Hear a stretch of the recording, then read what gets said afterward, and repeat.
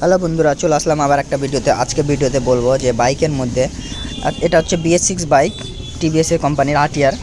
তো এই বাইকে হয়েছে এটা কি, বাইক যখন চলছিল তো চলার সময় বাইকের ক্লাচ চেম্বারের আর মেন চেম্বারের মিডিলে কিন্তু হালকা রোসে ছিল এবং ওখানে অনেক ধুলো বালি জমতো।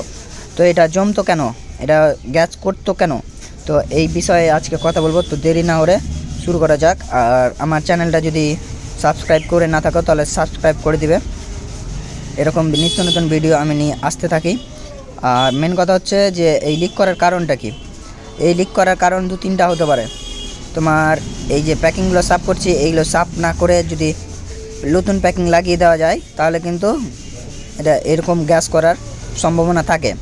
আরেকটা, তোমার ক্লাচ চেম্বার লাগানোর সময় যদি মনে করে যে হালকা ছেঁড়া আছে আঠা দিয়ে বা প্যাকিং পায় না, এরকম সময় যদি এই আঠা দিয়ে লাগিয়ে দেয় তবুও কিন্তু ওই ছেঁড়া প্যাকিংয়ের জন্য কিন্তু এটা লিক করতে পারে। আরেকটা বিষয় যে চেম্বারে যখন লাগাবে সে সময়তে কিন্তু প্যাকিংটা খুব সাবধানতার সাথে লাগাতে হবে যাতে এদিক ওদিক না হয়ে যায়। যদি একটু এদিক ওদিক হয়ে যায় তখনও কিন্তু সে এইভাবে তোমার ক্লাচ প্যাকিংটা লিক করতে পারে। তাতে প্যাকিং লাগানোর সময় খুব একটা সতর্কতা বজায় রাখবে, যেমন এই চেম্বারে ভালো করে পরিষ্কার করবে, পরিষ্কার করার পর ভালো করে লাগাবে।